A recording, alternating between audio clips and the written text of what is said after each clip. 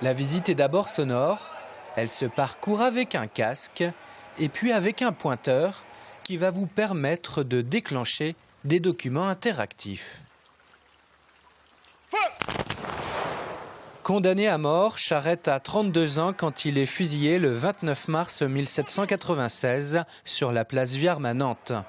Son souvenir est encore bien vivace dans le département. Celui qui fut surnommé le roi de la Vendée incarne au mieux, ici, la tragédie vendéenne. On a essayé ici de rendre vivante cette histoire peut-être encore méconnue, de la part notamment de nos visiteurs à la Chaboterie, des gens qui ne connaissent pas du tout la Vendée et qui pourront ici avoir des clés de compréhension, je pense, de cette guerre civile qu'ils ont encore sans doute beaucoup de mal à comprendre. Le général, accompagné des négociateurs du traité et suivi d'un grand nombre d'officiers, fit une entrée solennelle qui prit presque la proportion d'un triomphe. Charette et la guerre de Vendée, deux histoires mêlées dans une exposition esthétique, ludique, qui plaît déjà aux tout premiers visiteurs, et pas n'importe lesquels.